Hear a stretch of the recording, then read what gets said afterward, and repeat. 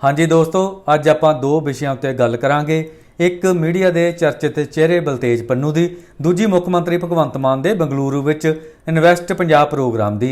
बलतेज पन्नू की गल उन्हां दीआं दो पोस्टां करके करनी बनती है, जिन्हां उत्ते बड़े अजीब कमेंट आए ने। मुख मंत्री की गल उन्हां दे निवेश प्रोग्राम विच दिते भाषण अते मीडिया नाल गलबात समय कुछ हल्कियां गल्लां करन करके करनी बनती है। विरोधी भगवंत मान उत्ते झल खिलारन का दोष ला रहे हैं। कहा जा रहा कि मुख मंत्री दीआं इन्हां हरकतां करके पंजाब विच कोई भी चाह के भी निवेश नहीं करेगा। वैसे मुख मंत्री भगवंत मान पंजाब नूं पूरी तरह अमन शांति वाला सूबा दसदे ने ਅਤੇ पंजाब विच समुंदर होण दी उन्हां नवीं जानकारी भी सामने लिआंदी है। बलतेज पन्नू साडे पुराने पत्रकार साथी ने। उन्हां कनेडा विच रहिंदे होए लंमा समां एक हफ्तावारी अखबार कढिया ਅਤੇ पत्रकारी कीती। उन्हां अपनी साख एक ढड़लेदार पत्रकार ਅਤੇ बेवाकी नाल गल कहण वाले व्यक्ति दी बनाई। कनेडा विच पत्रकारी दौरान उन्हां दा कई वार विवादां नाल भी वाह पिया। कई माड़े आंसरां नूं ओह मूहरों हो के भी टक्करदे रहे। पंजाब दे वड्डे नशा तस्करी वाले मामले विच उन्हां नूं अदालतां दा भी सामना करना पिया। फिर वो पंजाब आ गए ਅਤੇ ਇੱਥੇ ਰਹਿ के भी उन्हां पत्रकारी जारी रखी। ਵੱਖ-ਵੱਖ रेडियो ते टीवी चैनलों ਲਈ ਕੰਮ ਕਰਦੇ ਹੋਏ उन्हां ਸਮੇਂ ਦੀਆਂ ਅਕਾਲੀ ਅਤੇ ਕਾਂਗਰਸੀ ਸਰਕਾਰਾਂ ਨੂੰ ਰੱਜ ਕੇ ਭੰਡਿਆ। ਨਸ਼ਿਆਂ ਸਮੇਤ उन्हां पंजाब ਅਤੇ ਸਮਾਜ ਦੇ ਹੋਰ ਬਹੁਤ ਸਾਰੇ ਮੁੱਦੇ ਚੁੱਕੇ। ਅੰਦਰ ਖਾਤੇ उन्हां ਦੀ ਸਾਂਝ ਜਾਂ ਝੁਕਾਅ ਆਮ ਆਦਮੀ ਪਾਰਟੀ ਜਾਂ ਕਹਿ ਲਓ ਭਗਵੰਤ ਮਾਨ ਨਾਲ ਰਿਹਾ ਹੋਵੇਗਾ। ਇਹ ਗੱਲ ਬਾਹਰ ਆਉਣ ਉੱਤੇ ਕਈਆਂ ਨੇ ਆਖਿਆ कि वह तो एक एजेंडे तहत दूजियां सियासी धिरां खिलाफ काम कर रहे सन। खैर उन्होंने खमियाजा भी भुगतिया। कैप्टन सरकार समय जबर जनाह वर्गी गंभीर धारा का परचा उन्हां खिलाफ होया, जिस करके उन्होंने जेल भी जाना पिया।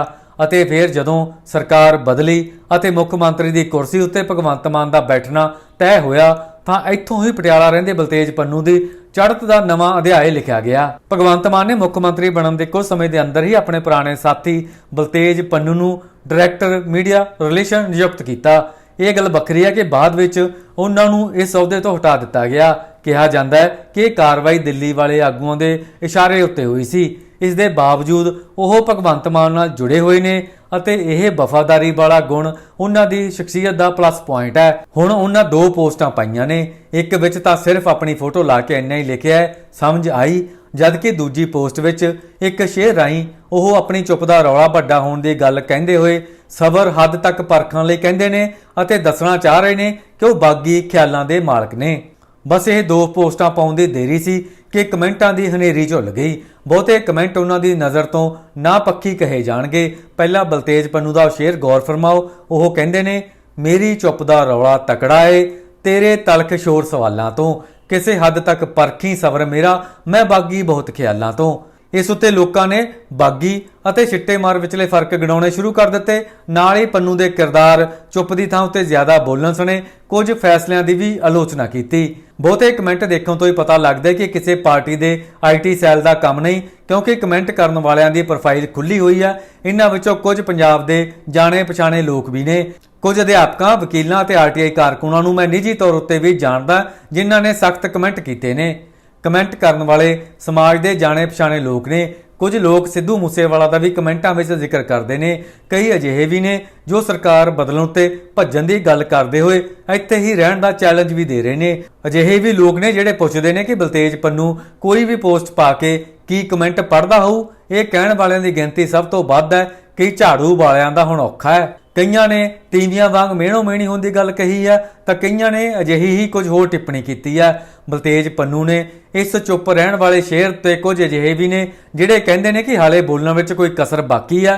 ਤਰਨਤਾਰਨ ਤੋਂ ਆਮ ਆਦਮੀ ਪਾਰਟੀ ਦੇ ਦਿੱਤੇ ਉਮੀਦਵਾਰਾਂ ਨੂੰ ਲੈ ਕੇ ਵੀ ਲੋਕਾਂ ਨੇ ਸਵਾਲ ਚੁੱਕੇ ਨੇ। ਇਸੇ ਤਰ੍ਹਾਂ ਝਾੜੂ ਵਾਲਿਆਂ ਨੂੰ ਪਿੰਡਾਂ ਵਿੱਚ ਹੁਣ ਬਿਨਾਂ ਸਿਕਿਉਰਿਟੀ ਦੇ ਨਾ ਜਾਣ ਦੀ ਤਾਕੀਦ ਵੀ ਕੀਤੀ ਗਈ ਹੈ। ਸ਼ੇਰ ਵਾਲੀ ਪੋਸਟ ਨਾਲੋਂ ਗਿਣਤੀ ਵਿੱਚ ਜ਼ਿਆਦਾ ਤੇ ਵੱਧ ਦਿਲਚਸਪ ਕਮੈਂਟ ਸਮਝ ਆਈ ਵਾਲੀ ਪੋਸਟ ਉੱਤੇ ਨੇ। ਇੱਥੇ ਕੁਝ ਭੱਦੀ ਸ਼ਬਦਾਵਲੀ ਵਾਲੇ ਵੀ ਕਮੈਂਟ ਨੇ। ਕਿਸੇ ਨੂੰ ਵੀ ਅਜਿਹੇ ਕਮੈਂਟ ਕਰਨ ਤੋਂ ਗੁਰੇਜ਼ ਕਰਨਾ ਚਾਹੀਦਾ ਹੈ। ਸੋਸ਼ਲ ਮੀਡੀਆ ਇੱਕ ਖੁੱਲ੍ਹਾ ਪਲੇਟਫਾਰਮ ਹੈ ਜਿੱਥੇ ਆਪਣੀ ਗੱਲ ਕਹਿਣ ਅਤੇ ਵਿਚਾਰ ਪ੍ਰਗਟ ਕਰਨ ਦਾ ਸਭ ਨੂੰ ਉਨਾ ਹੀ ਅਧਿਕਾਰ ਹੈ ਜਿੰਨਾ ਕਿਸੇ ਦੂਜੇ ਨੂੰ। ਹਰ ਕੋਈ ਆਪਣੀ ਗੱਲ ਆਖ ਸਕਦਾ ਹੈ ਅਤੇ ਖੁੱਲ੍ਹ ਕੇ ਰੱਖ ਸਕਦਾ ਹੈ। ਇੱਕ ਸੱਭਿਅਕ ਤਰੀਕੇ ਨਾਲ ਅਤੇ ਚੰਗੇ ਸ਼ਬਦਾਂ ਵਿੱਚ ਗੱਲ ਕਹੀ ਜਾਣੀ ਚਾਹੀਦੀ ਹੈ। ਹਾਂ, ਕਿਸੇ ਉੱਤੇ ਨਿੱਜੀ ਕਿਹੜ ਕੱਢਣ ਅਤੇ ਚਿੱਕੜ ਸੁੱਟਣ ਵਾਲੇ ਕਮੈਂਟ ਬਿਲਕੁਲ ਵੀ ਨਹੀਂ ਕਰਨੇ ਚਾਹੀਦੇ। ਹੁਣ ਕਿਉਂਕਿ ਬਲਤੇਜ ਪੰਨੂ ਬਹੁਤ ਰੁਝੇਵੇਂ ਵਾਲੇ ਵਿਅਕਤੀ ਨੇ, ਇਸ ਲਈ ਮੈਂ ਸੋਚਿਆ ਕਿਉਂ ਨਾ ਮੈਂ ਉਹਨਾਂ ਦਾ ਕੰਮ ਕੁਝ ਗਿਣੇ ਚੁਣੇ ਕਮੈਂਟ ਸਾਹਮਣੇ ਰੱਖ ਕੇ ਸੌਖਾ ਕਰ ਦਿਆਂ। ਪੰਨੂ ਸਾਹਿਬ ਜਦੋਂ ਸਿਰਫ ਪੱਤਰਕਾਰ ਸਨ ਤਾਂ ਗੱਲ ਹੋਰ ਸੀ, ਹੁਣ ਉਹ ਜਨਤਕ ਆਗੂ ਅਤੇ ਇੱਕ ਸਿਆਸੀ ਧਿਰ ਨਾਲ ਜੁੜੇ ਹੋਏ ਵਿਅਕਤੀ ਨੇ, ਇਸ ਲਈ ਅਜਿਹਾ ਹੋਣਾ ਆਮ ਵਰਤਾਰਾ ਹੈ। ਇਹ ਗੱਲ ਬਲਤੇਜ ਪੰਨੂ ਨੂੰ ਧਿਆਨ ਵਿੱਚ ਰੱਖਣੀ ਚਾਹੀਦੀ ਹੈ ਅਤੇ ਇਸ ਦਾ ਖੁੱਲੇ ਦਿਲ ਨਾਲ ਸਵਾਗਤ ਵੀ ਕਰਨਾ ਚਾਹੀਦਾ ਹੈ। ਦੂਜੀ ਗੱਲ ਮੁੱਖ ਮੰਤਰੀ ਭਗਵੰਤ ਮਾਨ ਦੇ ਬੰਗਲੁਰੂ ਦੌਰੇ ਬਾਰੇ ਕਰਨੀ ਹੈ, ਜਿੱਥੇ ਉਹਨਾਂ ਇਨਵੈਸਟ ਪੰਜਾਬ ਨਾਂ ਦਾ ਪ੍ਰੋਗਰਾਮ ਕਰਕੇ ਕੁਝ ਸਨਅਤਕਾਰਾਂ ਨੂੰ ਸੰਬੋਧਨ ਕੀਤਾ। ਉਹਨਾਂ ਇਸ ਸਮੇਂ ਨਾ ਕੋਈ ਗੰਭੀਰ ਗੱਲ ਕੀਤੀ, ਨਾ ਹੀ ਅਸਰ ਛੱਡਣ ਵਾਲੀ, ਜਿਸ ਤੋਂ ਪ੍ਰਭਾਵਿਤ ਹੋ ਕੇ ਇਹ ਕਾਰੋਬਾਰੀ ਲੋਕ ਪੰਜਾਬ ਵਿੱਚ ਨਿਵੇਸ਼ ਕਰਨ ਲਈ ਤਿਆਰ ਹੋ ਜਾਣ। ਹਮੇਸ਼ਾ ਵਾਂਗ ਮੁੱਖ ਮੰਤਰੀ ਨੇ ਇੱਧਰ ਉੱਧਰ ਦੀਆਂ ਅਤੇ ਮਜ਼ਾਕ ਵਾਲੀਆਂ ਗੱਲਾਂ ਨਾਲ ਹੀ ਡੰਗ ਟਪਾਇਆ। ਪੰਜਾਬ ਵਿੱਚ ਸਮੁੰਦਰ ਹੋਣ, ਅਮਨ ਸ਼ਾਂਤੀ ਪੂਰੀ ਤਰ੍ਹਾਂ ਕਾਇਮ ਹੋਣ ਦੀ ਗੱਲ ਕਰਦਿਆਂ ਉਹਨਾਂ ਆਮ ਤੌਰ ਤੇ ਕੰਪਨੀਆਂ ਅਤੇ ਨਿਵੇਸ਼ਕਾਂ ਨਾਲ ਕੀਤੇ ਜਾਂਦੇ MOU ਦਾ ਵੀ ਮਜ਼ਾਕ ਉਡਾਇਆ। ਅਜਿਹਾ ਉਹਨਾਂ ਪ੍ਰੋਗਰਾਮ ਨੂੰ ਸੰਬੋਧਨ ਦੌਰਾਨ ਵੀ ਕੀਤਾ ਅਤੇ ਮੀਡੀਆ ਨਾਲ ਗੱਲਬਾਤ ਸਮੇਂ ਵੀ। ਉਹਨਾਂ ਤੋਂ ਹੀ ਪਤਾ ਲੱਗਿਆ ਕਿ ਪੰਜਾਬ ਦੇ ਸਮੁੰਦਰ ਵਿੱਚੋਂ ਹੀ ਭਰ ਕੇ ਆਹ ਕੰਪਨੀਆਂ ਬੋਤਲਾਂ ਵਿੱਚ ਪਾਣੀ ਸਾਨੂੰ ਪਿਆਉਂਦੀਆਂ ਨੇ। ਭਗਵੰਤ ਮਾਨ ਨੇ ਪੰਜਾਬ ਅੰਦਰ ਬਹੁਤ ਸਾਰੀਆਂ ਚੀਜ਼ਾਂ ਗਣਾਈਆਂ, ਪਰ ਉਹ ਸਾਰੀਆਂ ਪਿਛਲੀਆਂ ਸਰਕਾਰਾਂ ਸਮੇਂ ਦੀਆਂ ਨੇ। ਤੁਹਾਨੂੰ ਨਹੀਂ ਯਕੀਨ ਤਾਂ ਆਪੇ ਦੇਖ ਲਓ ਆਹ ਝਲਕੀਆਂ ਅਤੇ ਦੱਸੋ ਇਹਨਾਂ ਗੱਲਾਂ ਨਾਲ ਹੀ ਪੰਜਾਬ अंदर ਲੱਖਾਂ ਕਰੋੜਾਂ ਦੀ ਕੀ ਇਨਵੈਸਟमेंट आ जाएगी। अभी राइट नाउ हमारे गवर्नमेंट टेक ओवर करने के बाद 16 मार्च 2022 को हमने ओथ सेरेमनी थी हमारी। अभी तक हमारे पास मतलब 1.5 से 2 लाख के बीच इन्वेस्टमेंट आ गई है। हम MOU में बिलीव नहीं करते। MOU में क्या लिख लेंगे, आप ही लिख लेते हैं, साइन कर देते हैं। मैं बोल दूंगा बाहर मीडिया में जाके 4 लाख करोड़ के MOU हो गए, कोई आया नहीं, फिर फायदा क्या हुआ। हम तो सीधा डायरेक्ट दिल से, आइए आप परसों आ जाइए, आप इतनी तारीख को आ जाएगी, आपके पास लाइसेंस अफसर आपको स्वागत करेंगे, फुलकारी भंगड़ा गिद्दा के साथ आपका एयरपोर्ट पे स्वागत होगा, ढोल बजेंगे। आप देखिए ज्योग्राफिकली आपको कौन सी फैक्ट्री है, कहाँ पे फिट करनी है। रेल चाहिए, बाई रोड आपको सूट करता है, बाई एयर करता है, आप चुन लीजिए, आपका काम हो गया। तो 1.5 से 2 lakh crore. Tata steel second biggest after Jamshedpur, cycle valley Ludhiana में आ गया। 90% उनकी कंस्ट्रक्शन हो गई है, विद इन 3-4 मंथ्स वो ऑपरेशनल हो जाएंगे। उसी तरीके से सनातन टेक्सटाइल, हिंदुस्तान लीवर पहले ही हमारे पास है, कारगिल है, नेस्ले पहले से है हमारे पास, वर्धमान, हीरो, A1, फ्रेडनबर्ग। पंजाबी बहुत अच्छे मेजबान हैं, पूरी दुनिया में जाओगे आपको पंजाबी मिल जाएंगे, और पंजाबी आपको कभी भीख मांगता हुआ नहीं मिलेगा। पंजाबी आपको हार्ड वर्क करते हुए मिल जाएंगे। उस हार्ड वर्क के बाद 2 साल बाद जाओगे तो बहुत बड़ी पोजीशन पे मिल जाएंगे वही बंदे पूरी दुनिया में। फिजी से दुनिया शुरू होती है, पहले सूरज फिजी में आता है, पूरा फिजी इंडियंस का ही है। हरियाणा का ही था जो महेंद्र, वो जो प्रधानमंत्री बन गया था, तब हरियाणा पंजाब एक ही जैसे थे। जब वो गए थे, माइग्रेट हो गए, तो वेस्ट कोस्ट तक, कैलिफोर्निया तक आपको पंजाबी मिल जाएंगे। मतलब कहा तो ये भी जाता है कि अगर चांद पर कभी दुनिया बसी, नासा ने या एलन मस्क ने कभी कॉलोनी वगैरह वहां काटी कोई, तो ऑलरेडी वहां पे पंजाबी ढाबा तो हो गई। और वो मस्क पूछेगा आप कब आ गए थे, वो कहेगा मैं तो बहुत देर पहले आ गया था। एक ट्रैवल एजेंट से बात हुई थी, अमेरिका ले जाने की, फगवाड़ा का था वो, लेकिन पता नहीं कहां छोड़ गया यार। तो मैंने सोचा कभी ना कभी यहां भी लोग आ जाएंगे, यहीं बस जाते हैं। तो इतना हमारा जुनून रहता है काम के लिए और कुछ करने के लिए। मुश्किल से मुश्किल हालात में पंजाबी जो है वो रहना जानते हैं। फ्लिपकार्ट हमारे पंजाबी का, जोमैटो पंजाबी है, ब्लिंकिट पंजाबी, मास्टर कार्ड का CEO पंजाबी है, बंगा साहब। बोइंग में 45% engineers only from GNE, Guru Nanak Dev engineering college Ludhiana.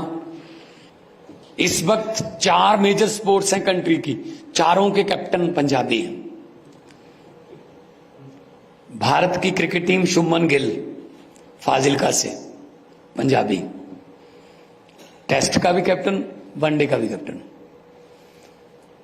Bharat की महिला क्रिकेट टीम हरमनप्रीत कौर मोगा से कैप्टन। भारत की hockey team, Indian national hockey team 11 में से 9 पंजाबी और कैप्टन हरमनप्रीत। 9 पंजाबी तो प्लेइंग 11 में होते हैं, 4 बेंच पे बैठे हैं। मतलब अगर किसी को चोट लगे तो पंजाबी ही आएगा पंजाबी के बदले।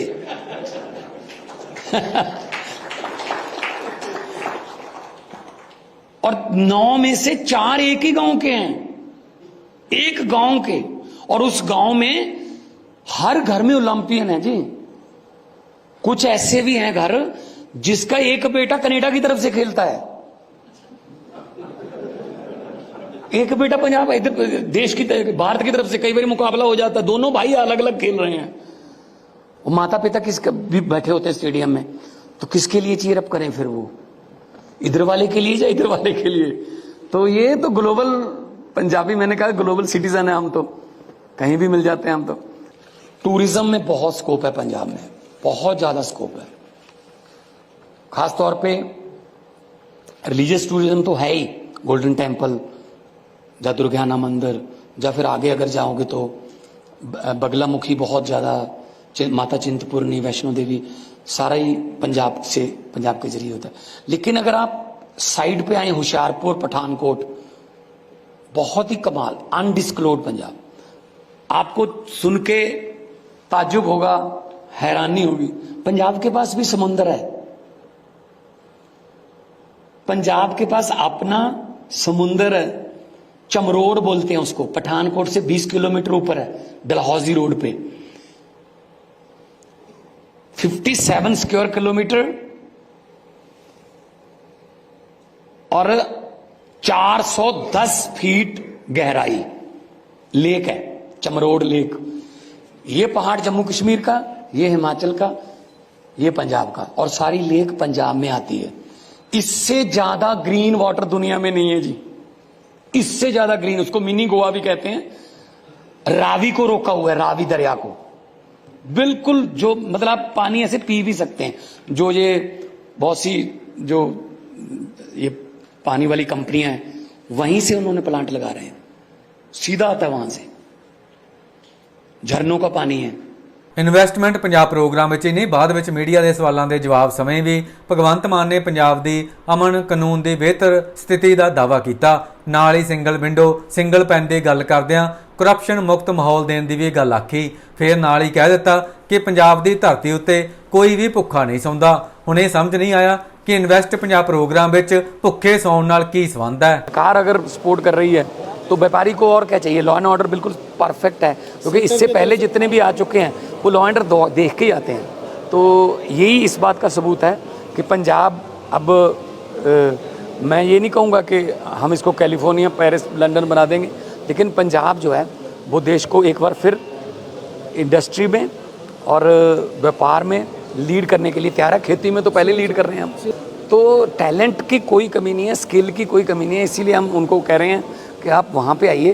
और पंजाब की धरती ऐसी वरदान प्राप्त है, गुरुओं का आशीर्वाद है, शहीदों की धरती है, भगत सिंह की धरती है, गुरु नानक देव जी की, गुरु गोविंद सिंह जी की धरती है। वहाँ कोई भी आ जाए ना, वो भूखा नहीं रहता। इनसे दुखी होके गए ना, इनसे दुखी होके गए ना। तो अभी पंजाब सरकार जो है सिंगल विंडो और सिंगल पेन के फॉर्मूले पे चल रही है। विंडो भी सिंगल है, पेन भी सिंगल है। कई बार सिंगल विंडो बोल देती है हर सरकार, लेकिन विंडो के बीच में से बहुत सी विंडो निकल जाती हैं, फिर वही पंगा होता है, करप्शन के लिए माहौल तैयार होता है। हम सिंगल विंडो और सिंगल पेन कह रहे हैं, उसी पेन से सारी आपको परमिशंस मिल जाएंगी।